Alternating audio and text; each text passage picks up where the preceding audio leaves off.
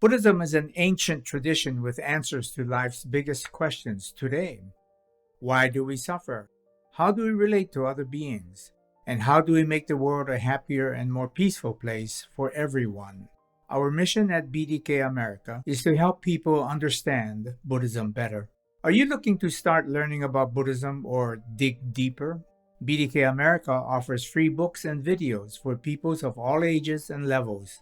Our most popular book, The Teaching of Buddha, is available to read in English and 46 other languages in physical, PDF, and audiobook formats. Visit our website for our latest publications and order your own free copy today.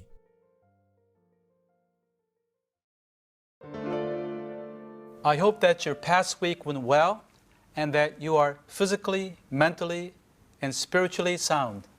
If not, I hope today's program will help you to get back on track.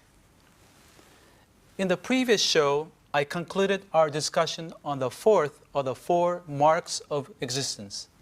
What I would like to do today is to address all four of the four marks of existence as a whole, to present an outlook that is more in keeping with Buddhist awakening. As we do so, I'd like to once again summarize the four marks of existence. They are: life is a bumpy road, life is interdependent, life is impermanent, and life can be great. By taking the first letters of bumpy, interdependent, impermanent, and great, we get big. So to remember the four, please think big. Oh, and it gets better. Now the opposite of thinking big, or the incorrect way to see things, is by thinking life is smooth as opposed to life is a bumpy road. Life is mine as opposed to life is interdependent. Life is always the same as opposed to life is impermanent. And life is lousy as opposed to life can be great. And if we take the first letters of smooth, mine, always, and lousy, we get small. So to remember the incorrect four, please don't think small. And put together, think big and don't think small. Pretty clever, huh? Remember that I have a patent out on these phrases. So please don't use them without permission. Just kidding, of course. I would be happy if these light-hearted phrases can help you to remember these basic truths when applying them to your daily lives. Speaking of which, let's see how thinking big and not thinking small can assist us in dealing with difficulties in our lives. To make my point, I would like to refer to the four characters from the best-selling book Who Moved My Cheese by Dr. Spencer Johnson, which I talked about in a couple of earlier shows. In a faraway land, there lived two mice named Sniff and Scurry, and two little people named Hem and Haw, who acted a lot like people today. Each day they ran through a maze, looking for a cheese to nourish them and make them happy. One day, the four characters found a huge cheese near Cheese Station C. They were naturally overjoyed with their find. Their life was going very well until one day, when they arrived at Cheese Station C, the cheese had disappeared completely. Well, the two groups responded in stark contrast to each other. The mice, Sniff and Scurry, responded in keeping with big, while the little people, Hem and Haw, reacted in accordance with small. More specifically, when Hem and Haw found their cheese gone, they were completely unprepared. They screamed and yelled, "What? No cheese? It's not fair." For them, it was not the way things were supposed to be. What they expected was for their lives to be smooth. On the other hand, the problem was simple for the two mice. They were not surprised that the cheese had disappeared, for they had noticed that it had been getting smaller every day. If you constantly consume something, eventually it will be gone. That's the way things are supposed to be. So for Sniff and Scurry, life was indeed a bumpy road. Now, the two little people were also deeply upset because they felt that the cheese was theirs. Ham in particular felt that way and insisted that the cheese is mine. The mice made no such claims. They did not overanalyze things. They assumed nothing. They knew that the cheese which they had enjoyed was a result of numerous interdependent causes and conditions, and that its disappearance, too, was due to the same principle. When the cheese disappeared, the little people were caught totally off guard, for they had not been paying attention to the small changes taking place each day. They took for granted that the cheese would always be there. On the other hand, the mice weren't surprised. They were prepared for the change and wasted no time in looking for their new cheese.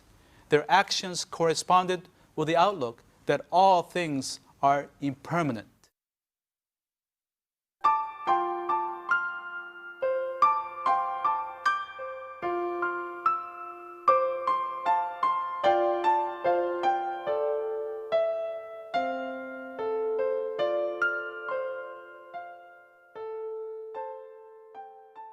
For Ham and Haw, the disappearance of the cheese brought them misery. They refused to accept the situation and instead clung to the way things were. As they waited for the cheese to return, they became mentally and physically weary and exhausted. Their situation was simply lousy. On the other hand, the mice had immediately set out in search of a new cheese. It took them some time, but they did come upon a great supply of new cheese. They squealed with delight when they found what they were looking for, as it was the biggest store of cheese they had ever seen. So, for Sniff and Scurry, their situation was indeed great. The question for all of us then is, which is a better way to go? Thinking small, like the little people, or thinking big, like the mice? Well, the answer is obvious, don't you think? At any time or situation, we need to be ready to make that transformation from small to big. However, we should keep in mind that it's easier to see all this in hindsight and from the perspective of someone else's situation. When we are in the middle of our own situation, we can very easily fall into the trap of thinking small and getting stuck there, like Hem and Haw. For example, I know someone who was quite miserable for about half a year. He was in a graduate PhD program that took an average of about 7 years to complete.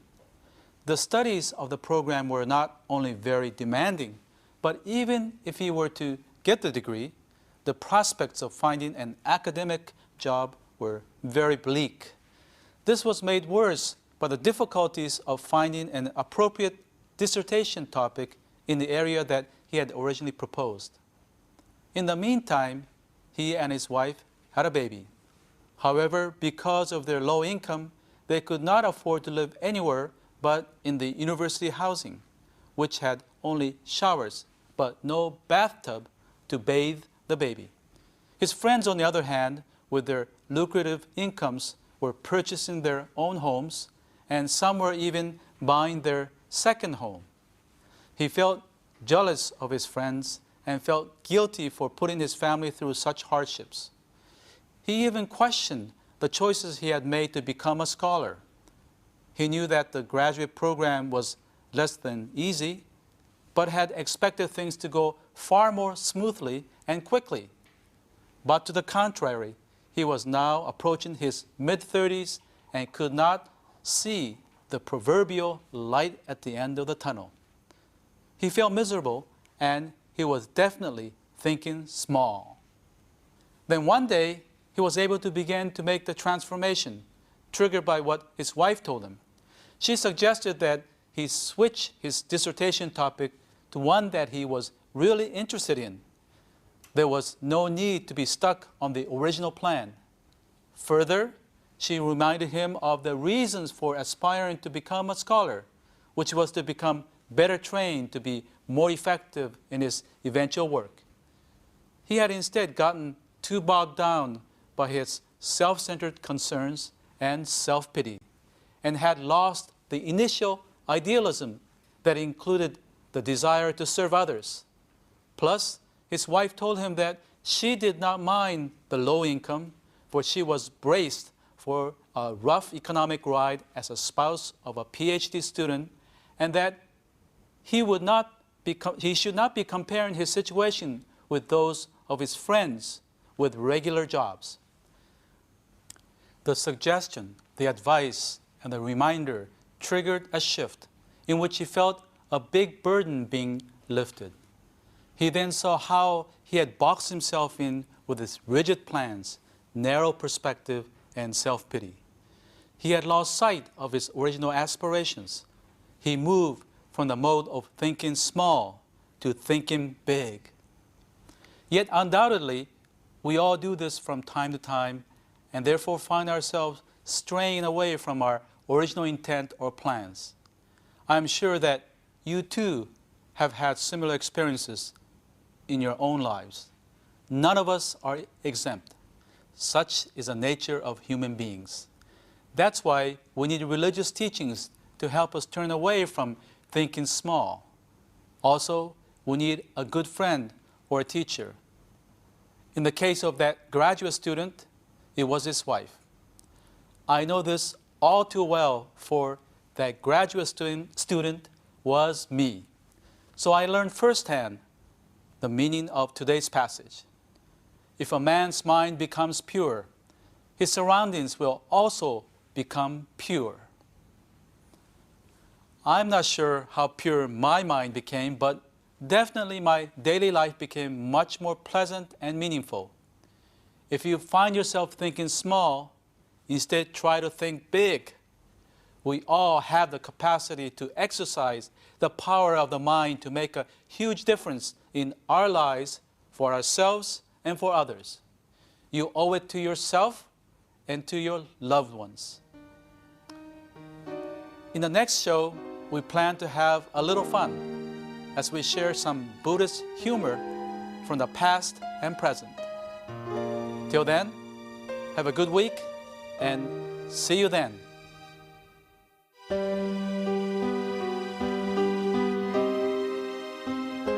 We at Bukkyo Dendo Kyokai pursue peace and happiness for people around the world.